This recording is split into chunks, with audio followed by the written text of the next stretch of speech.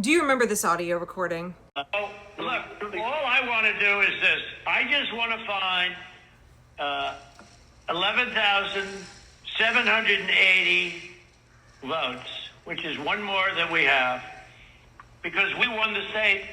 We did an audit of that, and we proved conclusively that they were not scanned 3 times. Yeah, Mr. President, we'll send you the link from WSB that does. I don't care about a link. I don't need it. I have a much better list. And there's nothing wrong with saying that,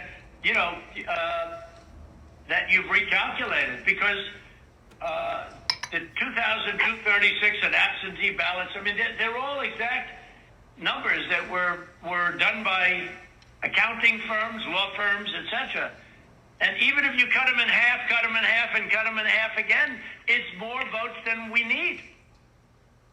Remember that treasonous phone call that should have been enough? Should have been enough for Merrick Garland, should have been enough for the American people, but no, wasn't disqualifying. It's interesting how with Donald Trump, every accusation is a confession.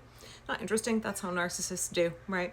That's their standard playbook. So now Donald Trump is set to give this big announcement on Thursday that is about the 2020 election in Georgia. This is the way that narcissists fixate on some narcissistic injury that they've experienced in the past. Brad Raffensperger, the state of Georgia, did not find Donald Trump, did not manufacture 11,000 votes for Donald Trump, and he has held on to that. He's held on obsessively. He's fixated on his loss, on his failed insurrection. I have argued from the get-go that Donald Trump's effort to regain the presidency was as much about him avoiding prison as it was about him enacting revenge on the American people for his failed insurrection.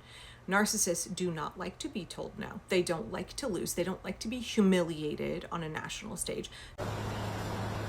I've got some of my people looking at that because, frankly, that was a theory of us coming into session that we had not considered. We have been thinking that we had to travel down the road of having 3/5 of the House members, which we couldn't get. By the way, you do it to uncover fraud. You could say for transparency and to uncover fraud, possible fraud. So who's going to stop you for that? It's like a federal judge. We won this thing by 400,000 or 500,000 votes, just like we did Alabama and every other state in the South. And we won your state massively. They took votes away, but it's very beatable. If we had a special session, we will present, and you will say, it's been massive fraud. We're going to turn over the state.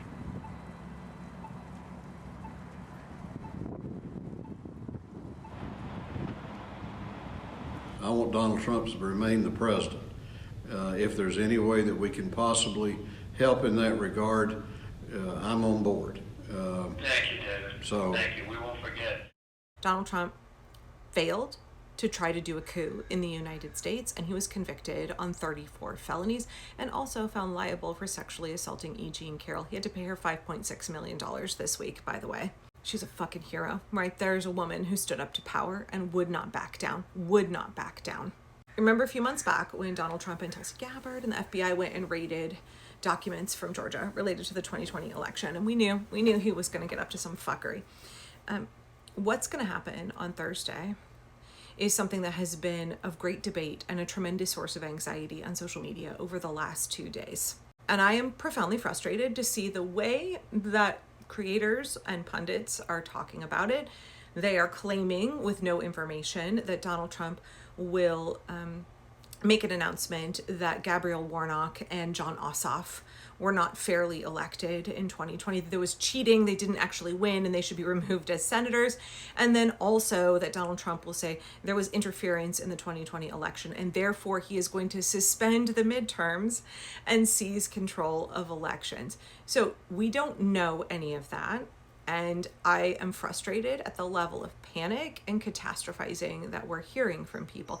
Donald Trump is not going to successfully suspend the midterms. There's no mechanism through which he can do that. Elections are controlled by the states, and also we, the American people, are not going to allow him to violate the law and the Constitution in that way. So when I see men online, overwhelmingly men online, say Donald Trump is going to cancel the midterms. He's going to claim control over elections, declare a national emergency, and claim control of elections. Well, he might try that, you guys, but I think something is very telling. I think something is very telling. First of all, we know that Donald Trump is backed into a corner. We know that he has no other play left than to try to steal the midterms. We've known that for a long time, and I've been so frustrated with establishment Democrats who've been like, we'll just fix this all in the midterms. We'll just vote in the midterms and it will magically go away, like it magically went away during the Biden years, right? We knew that that wasn't going to happen because he wasn't going to relinquish power. And if he loses the House in particular, but the House and the Senate, his fascist agenda is ground to a halt mostly.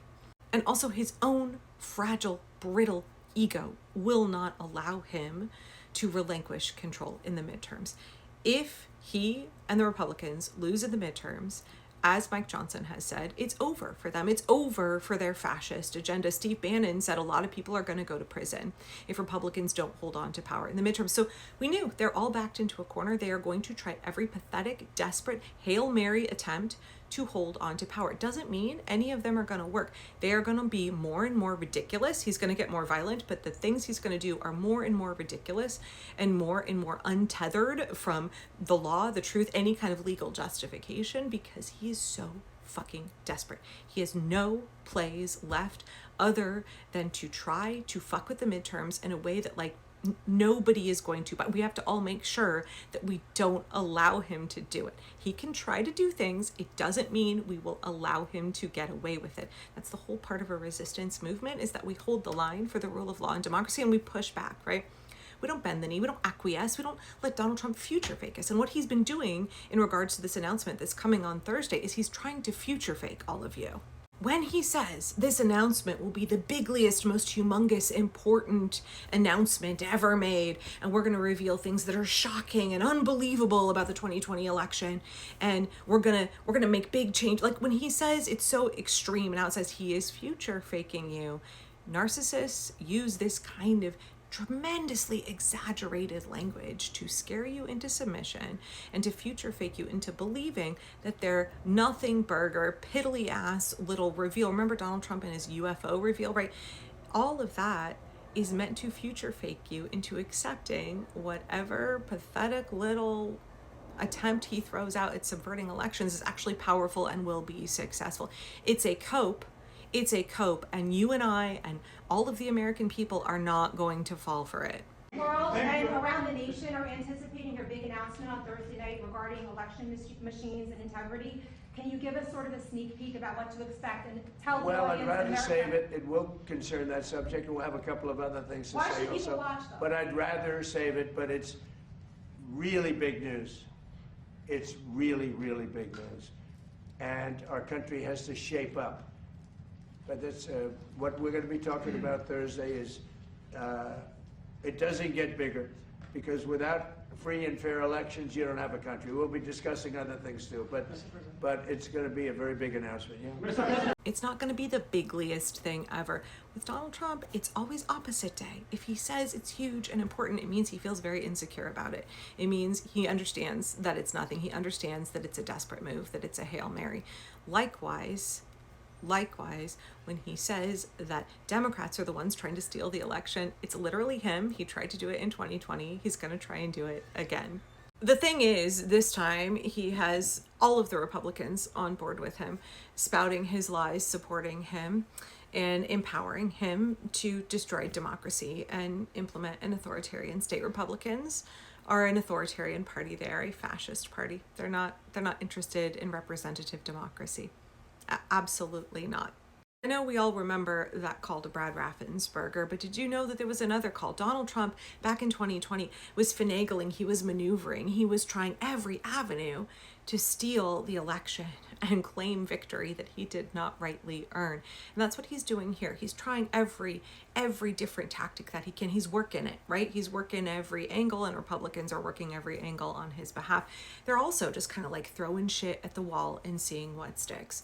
They have no other play but dismantling democracy and carrying out a coup. So that is what they're going to try and do. It's balls to the wall, 100% all the way, full gas, no break, all the way to the midterms for the Republicans. And we need to understand that. We need to understand how fixated they are, how desperate they are, how they are going to commit fully. They have fully committed to their fascist agenda because there's nothing left for them. There's nothing left for them to do but more of this. And so we can't let any of it work on us. Not any single tactic that we try. We need to be organizing in our communities. We need to be prepared to vote in the midterms. But in advance of that, we need to be making sure that we're checking our voter registration on a regular basis to see that we haven't been kicked off the voter rolls. We need to make sure that we have groups of folks going to the polls together. There's strength in numbers. There's safety in numbers. People are worried that there are going to be insurrectionists that Donald Trump is going to pay to be at polling locations. People are worried about ICE agents at polling locations. Then who keeps us safe? We keep us safe. We go as a group. Go with all of your friends to vote together. Have a big posse of folks show up to the polls at once. You have far more safety. And then after the midterms, when they try all of this fuckery, we have to be prepared. What does that look like in your community? What are the particular threats to election security where you are? And how are you all organizing for your hyper-local solution to what Donald Trump and the fascist Republicans are attempting to do? We got to have our eyes wide open, and we can't just sit here and accept their future faking. We have to have a plan, and we have to be ready to act on multiple levels. They're trying fuckery on multiple levels. We're going to act on multiple levels to thwart them every which way, because we're not going to let them dismantle democracy.